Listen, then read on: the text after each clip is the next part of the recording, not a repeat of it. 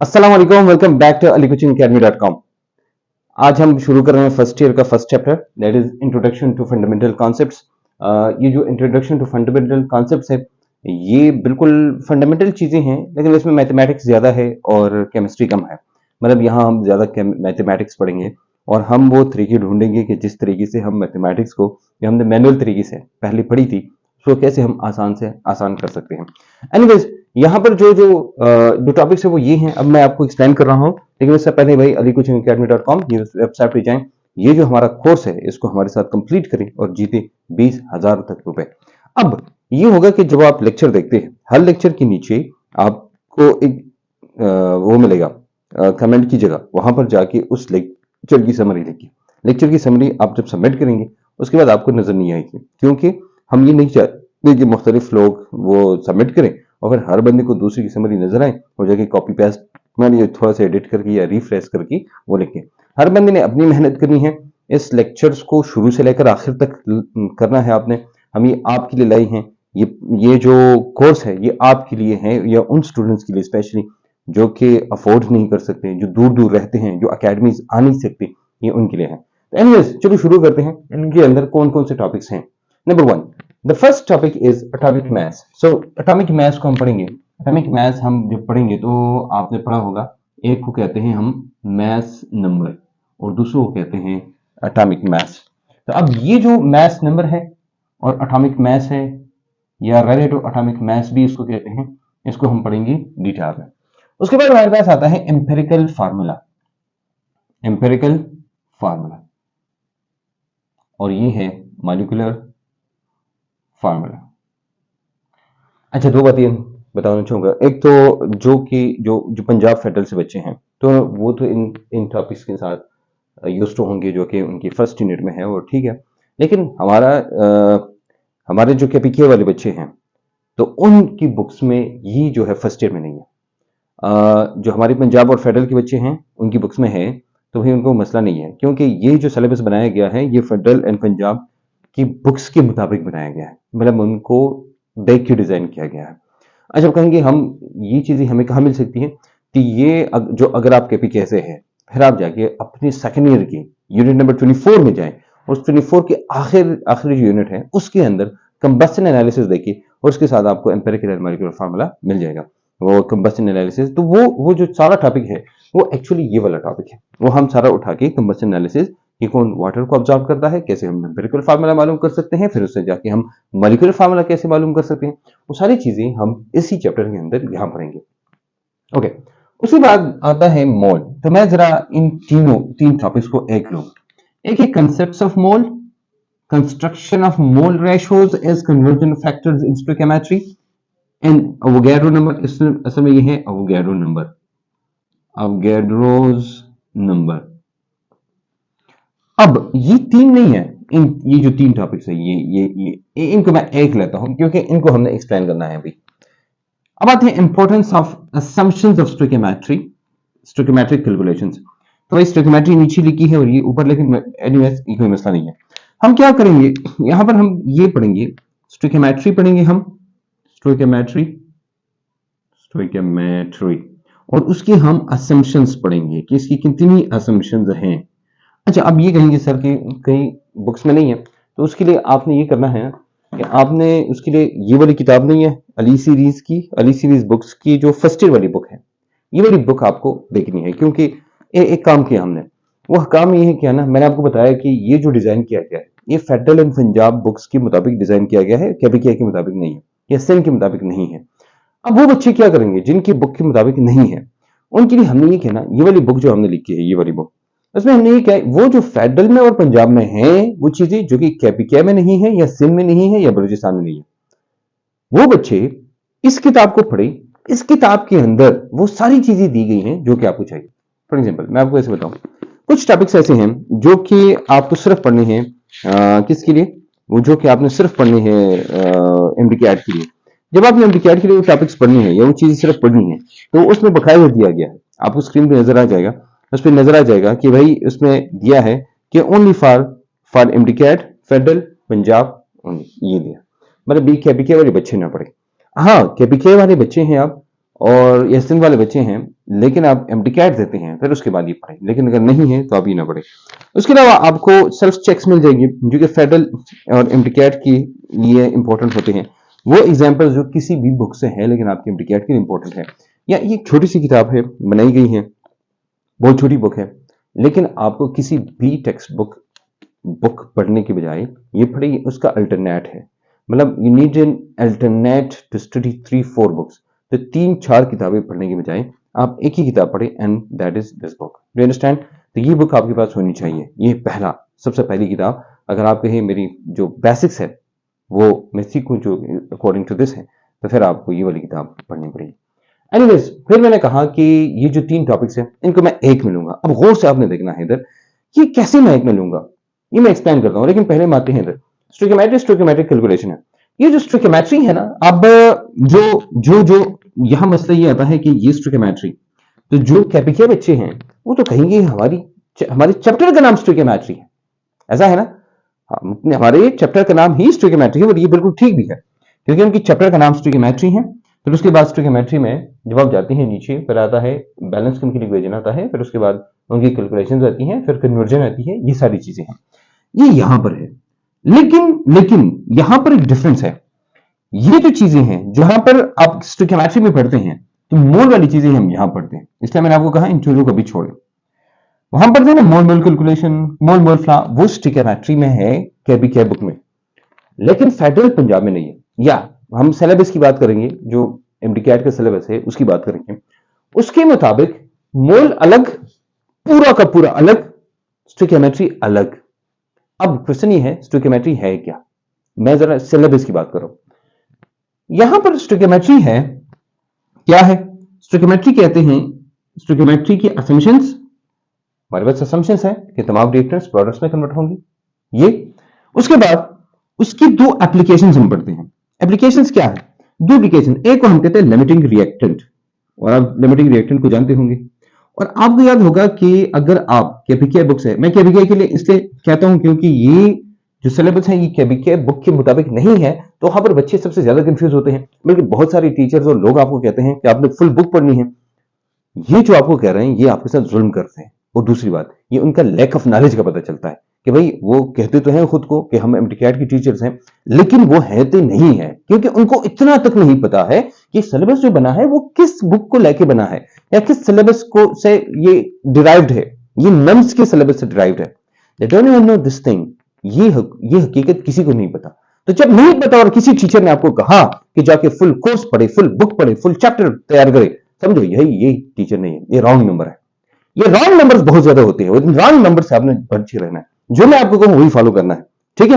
क्योंकि सिलेबस है आपके पास, आपको एक सिलेबस दिया है, तो क्या वो सिलेबस को छोड़ के फुल बुक से लेंगे? ना बाबा ना, वो उसी से बनाएंगे। लेकिन उनको ये नहीं पता होता ये एमसीक्यू जो आया है ये कहां से और क्यों आया है। You understand? या कभी कभी एक एमसीक्यू को जाके वो बना लेते हैं कि ये देखो ये, और इस एमसीक्यू की वजह से आप पूरी किताब पढ़ी। ना, आपने नहीं करना है। मैं जो कहूं आपको वही करना है। लिमिटिंग रिएक्टेंट आपने पढ़ना है, और फिर उसके बाद लिमिटिंग और एक्सेस रिएजेंट, ये मैं बताता हूं आपको क्योंकि डिटेल में जो और लर्निंग आउटकम्स में दी है वो। और दूसरा जो है वो है परसेंट यील्ड, कहते हैं परसेंट यील्ड। तो परसेंट यील्ड की जब आप बात करते हैं इसमें फिर 3 चीजें आती हैं। ये सिर्फ परसेंट यील्ड नहीं है, बल्कि इसमें फिर आपको थ्योरेटिकल यील्ड भी पढ़नी है, फिर आपने इसको में एक्चुअल यील्ड भी पढ़नी है, और उसमें आपने फिर परसेंट यील्ड भी पढ़नी है। परसेंट यील्ड के लिए मैं परसेंट लिख लूंगा ये। तो अब ये आपने पढ़ने हैं। लिमिटिंग रिएजेंट या लिमिटिंग रिएक्टेंट पढ़ना है, तो इसमें सिर्फ लिमिटिंग रिएक्टेंट नहीं है, बल्कि इसमें लिमिटिंग रिएक्टेंट भी है। नंबर 2 इसमें एक्सेस रिएक्टेंट भी है, और नंबर 3 फिर उसके बाद कितनी प्रोडक्ट्स बनती है या कितने रिएक्टेंट्स रह गए, ये भी आपने पढ़ना है। ठीक है, ये हो गया इसका पार्ट। वही हमने कितना पढ़ना है। ओके, अब आते हैं वापस हमारे इस 3 जो मैंने छोड़े थे इनकी तरफ। मैंने आपको कहा था कि इसको समझने की जरूरत है। This is very important to understand, and that is कि स्टोइकोमेट्री से पहले मोल है। हमारी बुक के मुताबिक पहले स्टोइकोमेट्री, चैप्टर का नाम ही स्टोइकोमेट्री है, मतलब हमारी केपीके की बुक के मुताबिक बुक का नाम ही स्टोइकोमेट्री है। हमारी बाकी किताबों के मुताबिक, यानी पंजाब के मुताबिक, फेडरल के मुताबिक ये ऐसा नहीं है। तो क्योंकि ये उधर से लिया गया है इसलिए, और ये जो केपीके बच्चे हैं उधर से ये नहीं लिया गया है, बल्कि केपीके के बच्चों को खुद को एडजस्ट करना पड़ेगा और अंडरस्टैंड करना पड़ेगा। अब कहेंगे सर इसके साथ हम क्या करें, ये तो बहुत बड़ा मसला है। तो आपको वैसे एक किताब मैं सजेस्ट करता हूं जो कि आपको इसके लिए पढ़नी है, और वो उसका नाम है chemistry in my pocket. Chemistry in my pocket एक रेफरेंस बुक है आपकी एमडीकैट की स्टडीज के लिए। ये ऐसी लिखी गई है जिसमें आपका एमडीकैट का जो डाटा है, जो सिलेबस है, वो कवर हो जाता है। तो आपने ये सिलेबस कवर करना है इस किताब से। एनीवेज, अब हम आते हैं इसको जरा डिटेल में एक्सप्लेन करते हैं, जैसे कि उन्होंने एक्सप्लेन किया है, and we will talk about that. जो जो दिया है उसी तरह हम बताएंगे और फिर आपको क्लियर हो जाएगा। अब आते हैं जनाब, ये जो मोल है ना, कंसेप्ट ऑफ मोल की बात करते हैं। हमने इसमें पढ़ना होगा, ये जो तीन है इनको मैं लेता हूं। अच्छा, ये जो तीन है, ये नंबर वन कि मोल क्या है। तो मोल क्या है, उसके लिए हमें मोल को डिफाइन करना पड़ेगा। आपको मैं एक बड़ी इंटरेस्टिंग बात बताऊं कि हमारी किताब से, यानी केमिस्ट्री से, केमिस्ट्री की बात कर रहा हूं मैं स्पेसिफिकली, केमिस्ट्री से डेफिनेशंस बहुत कम आती है, और में से एक ये भी है कि इसलिए सॉरी, डेफिनेशन जो है वो एक मोल की डेफिनेशन जो कि आती है। जहां जहां पर डेफिनेशन की जरूरत होगी हम लिखेंगे भी और एक्सप्लेन भी करेंगे, ठीक है। नंबर टू, अब हम मोल जब पढ़ते हैं तो मोल हम बैलेंस केमिकल इक्वेशंस में देखते हैं। किसमें? बैलेंस। और ये हमारे लिए सबसे इंपॉर्टेंट चीज है, बैलेंस केमिकल। अब देखना, ये इतना मसला नहीं होगा बाकी बाकी उसके लिए, बाकी जो प्रोविंसेस हैं उनके लिए। क्या पीके की स्पेसिफिकली बात करेंगे, सेम की बात करेंगे, क्योंकि एमडीकैट डिवर्स है, तो इसलिए आपको पता होना चाहिए। बैलेंस केमिकल इक्वेशन हम स्टोइकियोमेट्री को ही कहते हैं, केपीके की बुक के मुताबिक, यू अंडरस्टैंड। और वो है भी बाकी किताबों के मुताबिक भी है, लेकिन स्टोइकियोमेट्री चूंकि चैप्टर का नाम है, शुरू में है, तो इसलिए यहां पर हम कहते हैं balance chemical equation. Balance chemical equation क्या है? बैलेंस केमिकल इक्वेशन वो है कि एक ऐसा ऐसा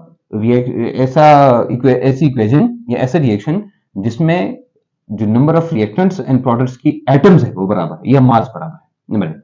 फिर उसके बाद हम क्या देखते हैं, हम इसमें फिर देखते हैं रेशो। हम देखते हैं कि भाई कि हमारे पास कितनी रिएक्टेंट होनी चाहिए कि जो हमें इतनी प्रोडक्ट दे, इतनी प्रोडक्ट की इतनी रिएक्टेंट दे। नहीं समझिए भाई, नहीं, देखो हमारे पास फॉर एग्जांपल हमारे पास है रिएक्टेंट और ये हमें देता है प्रोडक्ट, ठीक है। अब देखो फॉर एग्जांपल ये हमारे पास दो रिएक्टेंट है और हमें एक प्रोडक्ट मिलती है। इस बात को थोड़ा सा गौर से समझिएगा, ये इतना मुश्किल नहीं है। मैं कहूं दो रिएक्टेंट हो गए और एक हमारे पास क्या है, प्रोडक्ट है। अब मैं आपको कहूं कि फॉर एग्जांपल ये जो प्रोडक्ट है ना, प्रोडक्ट ये 5.5 है, 5.5 बनी है। अब बताओ वैसे आपके ख्याल में कितना रिएक्टेंट से ये बना होगा? 5.5 प्रोडक्ट है, ये कितनी रिएक्टेंट से बना होगा, ये हमें ये बताता है। इसको हम कहते हैं मोल रेशो। क्या कहते हैं इसको? Mole ratio. हम इसको मोल रेशो कहते हैं। देखो ये हो गया नंबर एक। दूसरा, मैं वो ये छोड़े इसको, फॉर एग्जाम्पल मैंने कहा ये 2 है, लेकिन नहीं ये 2 नहीं है यार, कंसिडर करें ये हमारे पास है 15, ये 15 मोल है रिएक्टेंट। अब बताओ कितनी प्रोडक्ट बनेगी? एक तरफ या तो आपको प्रोडक्ट देंगे कि इतनी प्रोडक्ट है, बताओ उसके लिए कितना रिएक्टेंट चाहिए, या रिएक्टेंट है फॉर एग्जांपल और आपको कहते हैं किससे इससे कितनी प्रोडक्ट बनेगी। ये चीज थोड़ी सी बोरिंग है लेकिन समझनी होगी, ठीक है।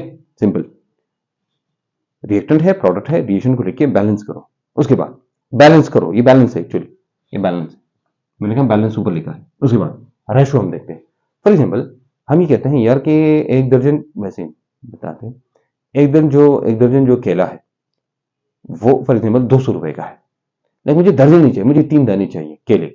अब बताओ, समझा नहीं बात? फिर आपको पता भाई कि दर्जन में 12 दाने होते हैं, 12 को जाकर डिवाइड करें, और ये तो इसी तरह के क्वेश्चन होते हैं और ये आसान होते हैं, इतने मुश्किल नहीं होते।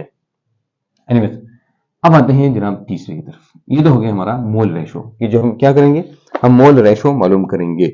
हम ये कहते हैं construct mole ratio from balance chemical equation for use as conversion factors in stoichiometric problems. अब ये बहुत लंबा जुमला था लेकिन मैंने थोड़ा, ठीक है। पहला क्या था, बैलेंस केमिकल इक्वेशन समझ गए आप, मोल क्या है वो भी समझ गए आप। फिर उसके बाद उसका रेशो हम देखते हैं, वही हमारे पास कितना रेशो बनता है। बाकी वैसे भी इसको डिटेल में बाद में हम पढ़ेंगे, लेकिन ये जो सिलेबस है उसको समझना बहुत जरूरी है। मेरे ख्याल में तमाम लेक्चर से ये लेक्चर ज्यादा जरूरी होगा आपके लिए। अच्छा, तीसरे पॉइंट आते हैं, वो ये कहता है कि हमारे पास होता है ना, हम कुछ कन्वर्जेंस करते हैं। कुछ कन्वर्जेंस हम ये करते हैं कि हमारे पास फॉर एग्जांपल है, फॉर एग्जांपल हमारे पास मोल दिया है यहां पर, तो हम कहते हैं मोल दिया है यह कहते हैं ना कि 2 मोल है, बताओ कितने मोल ऑफ प्रोडक्ट बनेंगे, इसको हम कहते हैं मोल मोल कन्वर्जन। इसको क्या कहते हैं? मोल मोल कन्वर्जन या मोल मोल कैलकुलेशन, जो भी आप कहते हैं। ये मोल है तो हम इसको एन कहते हैं, ये भी मोल है तो इसको भी एन कहते हैं, इसलिए हम इसको एन एन कन्वर्जन भी कहते हैं। एक और पॉइंट आते हैं नेक्स्ट 4 की तरफ। फॉर एग्जाम्पल आपको कहते हैं कि गौर से देखना, ये हमारे पास रिएक्टेंट है, ये हमारे पास प्रोडक्ट बनी, ठीक है। हम देखें कि ये जो रिएक्टेंट है, फॉर एग्जाम्पल ये 2 मोल है, ठीक है, इधर से मैं लूंगा 2 और ये 1 है। ये जो रिएक्टेंट है कंसिडर करें, ये हमारे पास 2 की बजाय 4 मोल है, फॉर एग्जाम्पल 4 मोल। अब बताओ ये जो प्रोडक्ट बनती है, ये प्रोडक्ट ये कितने ग्राम है, यानी इसका मैस क्या है। मोल दिया है, ग्राम में आपको प्रोडक्ट बतानी है, समझ आ रही बात। मोल दिया और आपको मोल दिया, आपको जो प्रोडक्ट है वो मास में बतानी है। हम इसको कहते हैं, इसको मोल कहते हैं ना, मोल, और इसको हम कहते हैं मास। इसको हम कहते हैं मोल मास कन्वर्जन। इसको क्या कहते हैं? मोल मास। इसको हम एन और मास के लिए हम लिखते हैं एम, ये एन एम कन्वर्जन, ठीक है। 5वां नेक्स्ट। अच्छा हम कहते हैं और सब देखें, हमने लिखा यार ये 2R है और ये है प्रोडक्ट बनती है। कंसिडर कर मेरे को यार ये 10 ग्राम है, अब तो ये कितने ग्राम बनेगा, यानी ये मास है और मास आपसे पूछती भी है, इसलिए इसको हम कहते हैं मास टू मास कन्वर्जन, यानी mole to mass to mass and mole to mole conversion. ये 3 कन्वर्जन है। तो ये जो इतना लंबा जुमला लिखा है जिसमें कहते हैं कि construct mole ratios from balance chemical equation for use of conversion factors in stoichiometric problems, ये मैं आपको सिर्फ सिंपल कर रहा था, इसका मतलब ये है, ठीक है। ये सारे पॉइंट्स इसमें आते हैं। Perform stoichiometric calculations with balance chemical equation using moles representatives, particles, masses, volume and gases. अच्छा अब 2 चीजें और भी हैं। एक तो हमने मोल की बात की कि हम क्या करेंगे, हमारे पास है मोल, तो वही हमें पता चला। नंबर 2 पार्टिकल्स, हमारे पास पार्टिकल, नंबर ऑफ पार्टिकल, ये हम पढ़ेंगे कुछ टाइम बाद। तीसरा आते हैं वॉल्यूम, वॉल्यूम। अच्छा हम अब लेते हैं जो छठा पॉइंट है वो ये है। फॉर एग्जाम्पल आपको कहते हैं कि फॉर एग्जाम्पल ये जो ए आपका रिएक्टेंट है, ये आपको देता है प्रोडक्ट, ये फॉर एग्जाम्पल 5 मोल है, फॉर एग्जाम्पल कंसिडर करें, और कंसिडर करें इससे 1 मोल प्रोडक्ट बनती है, ठीक है। मैं को तो लेकिन ये बताओ कि इसका वॉल्यूम क्या है, इसका वॉल्यूम क्या है, या ये मोल के बजाय आपको ये मास दे, मास, तब फिर कन्वर्ट करो। हम इसको कहते हैं ना कि एन टू वॉल्यूम या m mass to volume conversion, इसको कहते हैं। नंबर ऑफ मोल दिया और वॉल्यूम में कन्वर्ट करना है, उसको फिर मोल टू वॉल्यूम कन्वर्जन कहते हैं, और मास दिया है उसको वॉल्यूम में कन्वर्ट करना है, इसको फिर मास टू वॉल्यूम कन्वर्जन कहते हैं। ये आपको पता होना चाहिए। अच्छा अब आते हैं पार्टिकल्स की तरफ। फॉर एग्जाम्पल 7 है पार्टिकल्स, नंबर ऑफ पार्टिकल, तो हमको पता है नंबर ऑफ पार्टिकल्स कितने हैं, वैसे हम डिटेल में पढ़ेंगे भी। नंबर ऑफ पार्टिकल्स हमारे पास होते हैं, नंबर ऑफ एटम्स होते हैं, नंबर ऑफ मॉलिक्यूल्स होते हैं, नंबर ऑफ कंपाउंड्स होते हैं, नंबर ऑफ प्रोटॉन होते हैं, न्यूट्रॉन होते हैं, नंबर ऑफ आयंस होते हैं, और नंबर ऑफ फार्मल यूनिट्स वगैरह वगैरह, इनको हम कहते हैं नंबर ऑफ पार्टिकल्स। अब इन पार्टिकल को कैसे कन्वर्ट करना है मोल में, हम कहते हैं भाई हमारे पास नंबर ऑफ पार्टिकल है, उसको कन्वर्ट करना है मोल में, या नंबर ऑफ पार्टिकल है, बताओ इसका मास क्या है, ये हो गया। हमारे पास ये 3 मुख्तलिफ किस्म की कन्वर्जन है, और ये आसान है, इसमें इतना मुश्किल नहीं होता। and I will tell you with the passage of time. Okay जी, नेक्स्ट आता है एक्सप्लेन लिमिटिंग रिएक्टेंट। ये तो भाई आसान है, इसमें इतना मसला नहीं है, बस आपने बताना है। लेकिन उसके बाद दूसरी, calculate the maximum amount of product produced and the amount of any unreacted excess. देखो मैंने आपको पहले कहा था कि ये जो हमने लिमिटिंग रिएक्टेंट का टॉपिक पढ़ा है ना, ये सिर्फ लिमिटिंग रिएक्टेंट तक लिमिटेड नहीं है, बल्कि अगर लिमिटिंग रिएक्टेंट होगा उधर एक्सेस रिएक्टेंट भी होगा, उधर क्या होगा, उधर एक्सेस रिएक्टेंट भी होगा, और उधर प्रोडक्ट भी होगी। हम कहते हैं लिमिटिंग रिएक्टेंट खत्म हो जाता है, लिमिटिंग रिएक्टेंट ये खत्म हो जाता है, भाई ये तो खत्म हो गया लेकिन ये रह जाता है, तो अब कितना रह गया, हम कहते हैं भाई इतना हमारे पास रह गया, उसको एक्सेस में।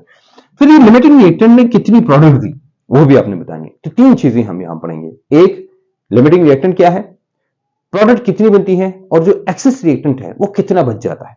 ये 3 चीजें हैं, ठीक है, 3 चीजें हमने पढ़नी है इस टॉपिक के अंदर। नेक्स्ट हम आते हैं give information of from which any of the true following may be determined, calculate the theoretical yield, actual yield and percent yield।